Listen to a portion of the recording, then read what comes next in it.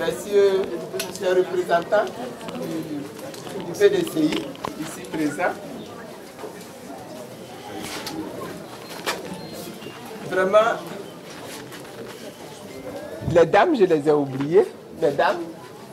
Je vous remercie vraiment pour l'accueil que vous m'avez réservé, que vous avez réservé à toute ma délégation. Vraiment que le Seigneur vous bénisse pour cela. Je suis très heureuse d'être ici aujourd'hui. Ça, c'est la première fois que je mets les pieds ici sur cette terre. Je suis venu déjà à Séguéla, mais sans arriver dans le village. Et c'est la première fois que j'ai la possibilité de venir dans le village. Et je suis très honoré par l'accueil, par la joie que vous m'avez réservée. Ça fait chaud au cœur de quitter Abidjan, de venir jusqu'ici, et puis de se rendre compte que moi, Simone Gbagbo, je peux être accueilli ici avec la joie.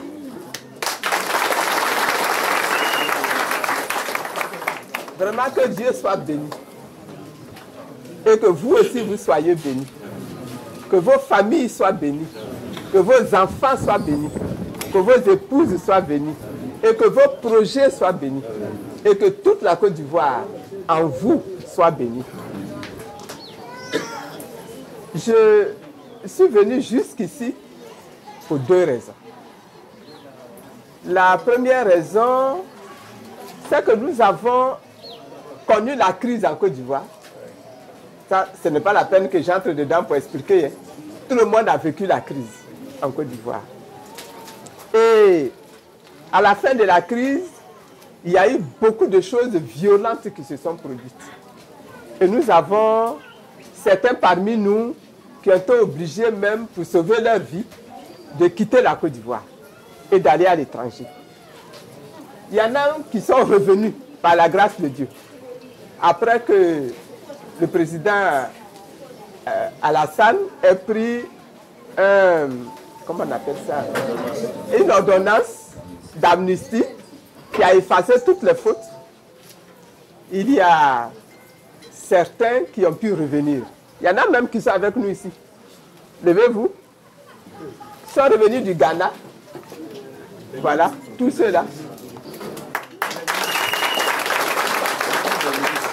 Tous qui étaient des ministres du président Gbagbo Laurent et qui étaient...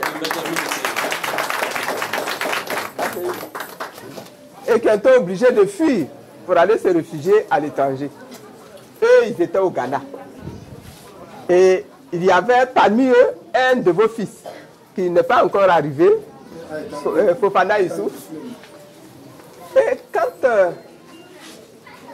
ils sont rentrés au pays, moi-même aussi, j'étais en prison. Et moi aussi, j'ai été libéré par le même texte. Il m'a semblé important de raccompagner chacun chez lui pour le confier à sa famille. Parce que chacun qui revient d'exil, après 8 ans, après 7 ans, c'est comme si il est parti dans la mort. Et puis qu'après ce temps-là, Dieu l'a ressuscité pour qu'il puisse retrouver ses parents, qu'il puisse retrouver sa terre, qu'il puisse retrouver sa famille. Et donc, on a raccompagné chacun. On a raccompagné chacun chez lui. Kofi Lazare, lève-toi. On l'a raccompagné à Boisseau, chez lui. Secret Richard, on l'a accompagné à Bandoukou, chez lui. Rodel Dosso, on l'a accompagné, donne-moi le nom de ta ville là, Amma, chez lui. Guirieourou, On l'a accompagné à Biglo. C'est le tour de Fofana Youssouf. Dans le programme qu'on a fait là, c'est le tour de Fofana Youssouf. Donc, on le raccompagne chez lui. On vient vous le donner. C'est votre enfant. Prenez-le, élevez-le. Faites de lui un homme grand. Parce que ça a été un homme courageux.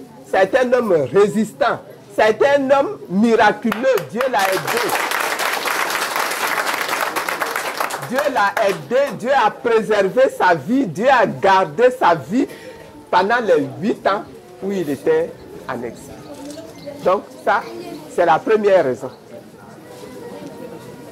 Et comme je venais jusqu'ici, j'ai ajouté une deuxième raison. La deuxième raison, c'est que il y a eu la guerre ici en Côte d'Ivoire. Moi, vous me voyez là où je suis là aujourd'hui, j'ai 70 ans passés. Et je suis une bonne grand-mère. Et une maman pour beaucoup de personnes qui sont ici.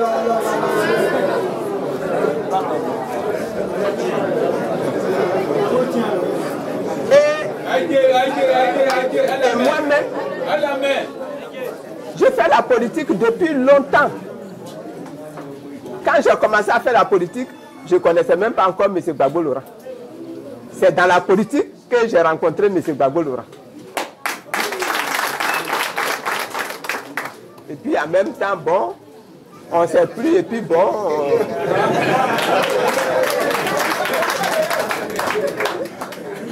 Voilà. Mais depuis le temps que je suis en Côte d'Ivoire, que je vis en Côte d'Ivoire, que je fais la politique en Côte d'Ivoire, c'est la première fois que je vois dans mon pays la guerre. Que c'est la première fois que je vois dans mon pays qu'il y a la guerre. Entre Ivoiriens, bon, c'est vrai, il y a eu les étrangers, hein. Il y a eu beaucoup d'étrangers qui sont venus mettre leur bouche dans nos palabres là. Des étrangers de partout. Mais ce n'est pas ça qui est le problème aujourd'hui. Mais entre Ivoiriens, entre enfants de la même terre de Côte d'Ivoire, enfants de ce territoire que Dieu nous a donné. Un jour, on va mourir, on va laisser nos enfants sur ce territoire. Nos enfants ne vont pas aller ailleurs. Donc, sur ce même territoire-là, il y a eu la guerre. Ça a été grave. Mais quand tu deviens adulte et que tu vois la guerre dans ton pays, tu ne peux pas t'asseoir et puis te croiser les bras. Parce que si tu t'assois et puis que tu te croises les bras, demain, là, quel pays tu laisses à tes enfants? Quelle terre tu laisses à tes enfants? Quelle paix tu laisses à tes enfants? Quel avenir tu laisses à tes enfants? Donc je me suis dit, Simone, implique-toi dans le règlement de ce conflit-là pour que la paix revienne. Entre les gens du Nord et les gens du Sud. Entre les gens du Sud et les gens de l'Ouest. Entre les gens du Centre et les gens de l'Ouest et les gens du Nord et les gens du Sud. Il faut que chacun s'implique. Donc, comme je venais ici, j'ai dit, je mets une deuxième raison. La deuxième raison, là, c'est de venir vous trouver. C'est de venir parler avec vous. C'est de venir vous proposer mon offre de paix. C'est de venir vous proposer mon offre de pardon.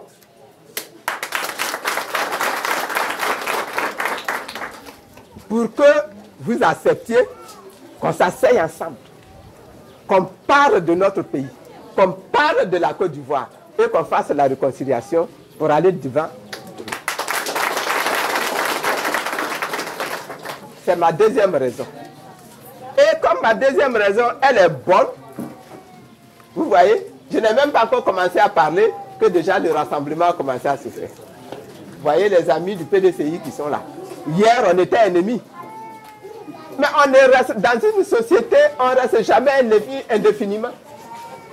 Parce que ce qu'on regarde, ce qu'on doit regarder, ce n'est pas les sentiments d'aujourd'hui, c'est l'avenir de notre pays. La Côte d'Ivoire, là, demain, là, ça va être quoi? Est-ce que ça va être une nation déchirée entre le nord, le sud, l'est, l'ouest, le centre? Est-ce que ça va être une nation réconciliée pour que ça devienne une nation forte? Moi, j'ai toujours une image que j'utilise. Je dis, voilà, voici une maison. La maison là a des murs. Mais si on laisse une fissure se faire dans le mur, la fissure, au départ, elle est toute petite. On va dire, ça, c'est rien. Mais les petites fourmis là peuvent passer à travers la fissure. Si elle rentre dans la maison, la maman qui a mis son miel à garder dans la maison là, les fourmis là vont aller rentrer dans le miel, ils vont gâter le miel. Est-ce que c'est faux? On va dire, oh, c'est une fourmi, c'est pas grave. Mais le miel est gâté. Et la fissure là, c'est la nature, hein, va continuer à grossir. Aujourd'hui, c'est les fourmis qui sont rentrées. Demain, c'est les cafards. C'est les cancrelats qui vont rentrer. Après, demain, c'est les souris qui vont rentrer. Les margouillards qui vont rentrer. Quand les souris ont pu rentrer, qu'est-ce qui vient après?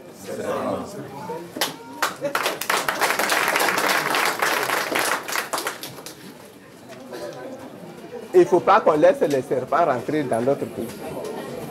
Il ne faut pas qu'on laisse les serpents rentrer dans notre nation. Parce que notre nation là, c'est comme la terre. C'est comme la maison.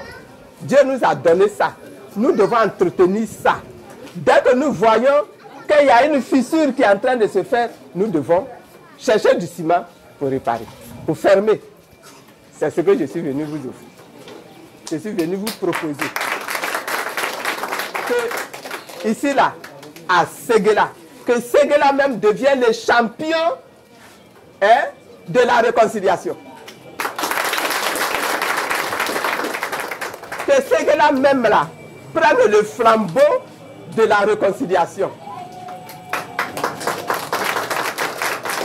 Que les anciens que vous êtes, les doyens que vous êtes, les sages que vous êtes, sans tenir compte des palabres qu'on se met là-bas, PDCI, FPI, RDR, RHDP, les palabres qu'on peut faire à Abidjan là-bas, là, ça ne doit pas venir gâter la nation.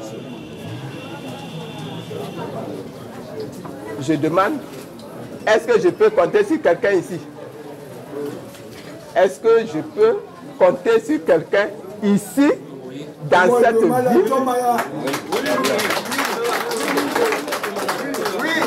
La réconciliation, là, ce n'est pas quelque chose de facile. Ce n'est pas facile parce que dans le cœur, là, il y a beaucoup de rancœur. En ce moment-ci, là, il y a beaucoup de rancœur. Et puis, il y a beaucoup de hoba, que les gens viennent et puis mettent dans les oreilles. Oui, celui-là, c'est le démon. Celui-là, c'est le diable. Celui-là, oui, c'est Satan. Et ça éloigne les gens.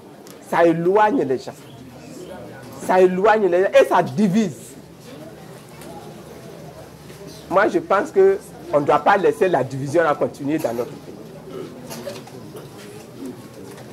Je pense qu'on ne doit pas laisser l'éloignement se faire entre ethnies. Donc, au contraire, on doit s'asseoir pour réunifier toutes les ethnies du Côte d'Ivoire. La politique, c'est quelque chose qui est nécessaire.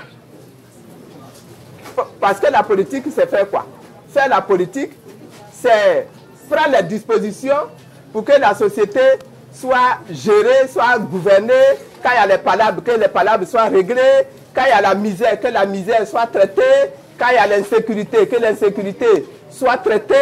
Quand il y a l'instruction à donner, que l'État organise pour que les enfants puissent aller à l'école.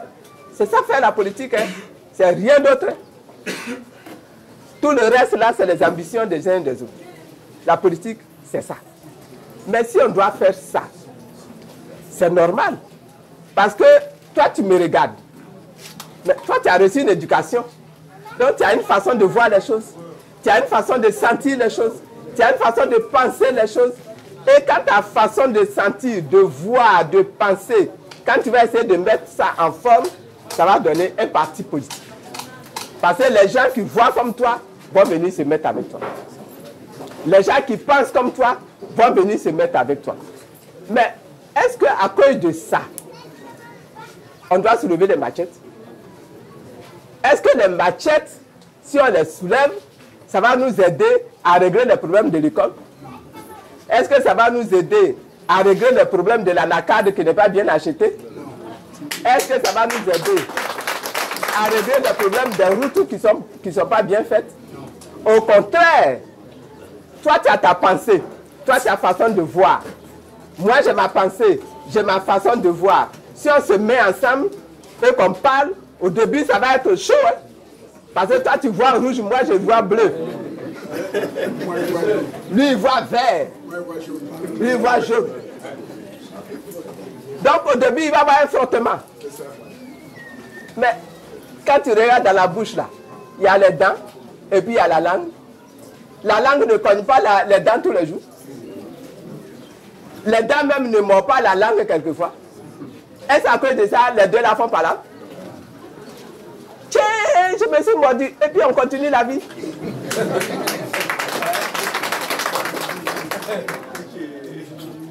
Donc, il peut avoir le RDR avec sa façon de voir les choses.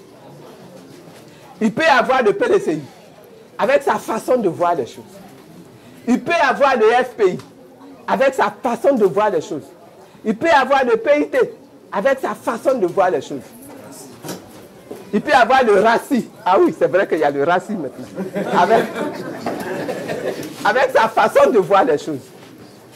Frères, mes parents, mon souhait, c'est que les différentes organisations politiques qui existent dans la Côte d'Ivoire, là, ça doit être des, comment je peux dire ça, des possibilités, des opportunités, des chances même que Dieu nous donne pour confronter nos idées. Pour que ce qui va sortir dedans là, soit ce qui va être bon pour la nation. Et non pas des raisons de faire palabre au point que ça aboutisse à la guerre. En tout cas, ça a toujours été ma vision. Ça a toujours été la vision du FPI. Et c'est pour ça que souvent, vous avez entendu le président Laurent Gbagbo dire, les frères, asseyons-nous et discutons. Asseyons-nous et discutons. Asseyons-nous et discutons. Comment on dit ça en Kaïsi, Kafo,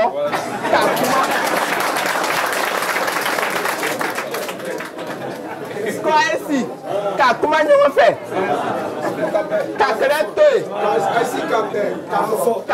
Voilà, c'est ça. Donc voilà, c'est ce que je suis venu vous offrir. C'est ce que je suis venu vous proposer. Il faut qu'on accepte de faire la paix. Il faut qu'on accepte de s'entendre. Il faut qu'on accepte de se mettre ensemble. Parce que notre pays là, c'est un seul pays. Ce n'est pas deux pays. C'est un seul pays. On va tourner jusqu'à... Même si on ne me croit pas aujourd'hui, demain on va dire à la femme là, elle avait raison.